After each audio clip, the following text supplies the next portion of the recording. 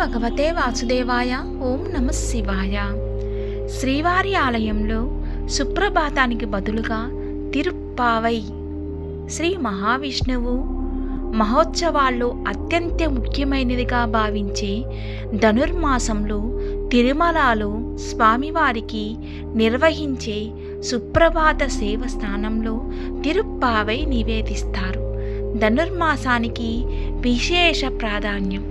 పురాణాల ప్రకారం ధనుర్మాసంలో దేవతలు సూర్యోదయానికి 1.5 గంట ముందుగా నిద్రలేచి బ్రహ్మముహూర్తంలో శ్రీ మహావిష్ణువు ప్రత్యేకంగా ప్రార్థిస్తారు. కావున ఈ మాసానికి సౌరమానంగా ప్రత్యేక ప్రాధాన్యం ఉంది. దైవ ప్రార్థనలకు అనుకూలం. తాను అన్ని మాసాల్లో ఉత్తమమైన మార్గశిర మాసం లాంటివాడని శ్రీ మహావిష్ణువు స్వయంగా చెప్పినట్టు పురాణాల ద్వారా తెలుస్తుంది. ధనుర్మాసాన్ని శూన్యమాసం అని కూడా పిలుస్తారు. ఈ మాసంలో భగవంతునికి సంబంధించిన కార్యక్రమాలు తప్ప ఇతర కార్యక్రమాలు సాధారణంగా చేయరు. పూర్తిగా దైవంపైనే శ్రద్ధ వహించి ప్రార్థించాలన్నదే ఇందులో అంతరార్థం. ధనుర్మాస పూజ 1000 ఏళ్ల ఫలం.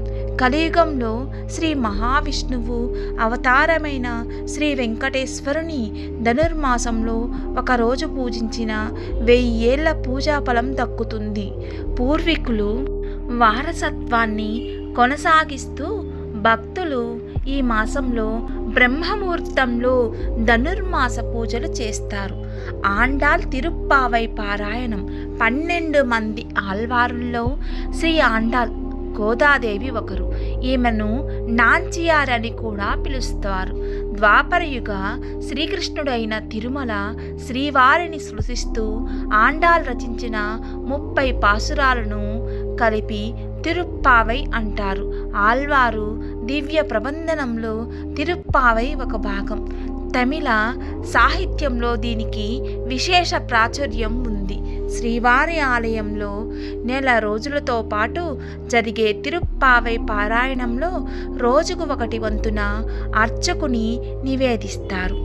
ఈ సందర్భంలో సాధారణంగా భోగా శ్రీనివాసమూర్తికి బదులు శ్రీకృష్ణ స్వామి వారికి ఏకాంత సేవ నిర్వహిస్తారు.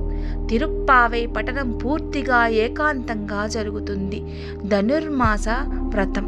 శ్రీ గోదాదేవి ధనుర్మాస వ్రతాన్ని ఆచరించి చూపారు.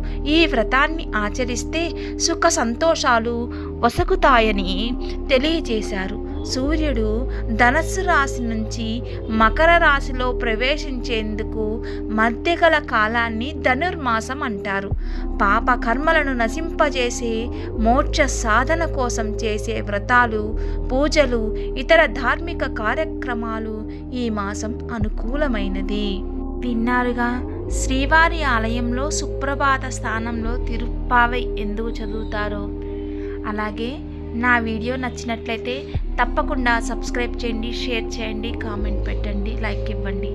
సర్వేజన సుఖినో భవంతు.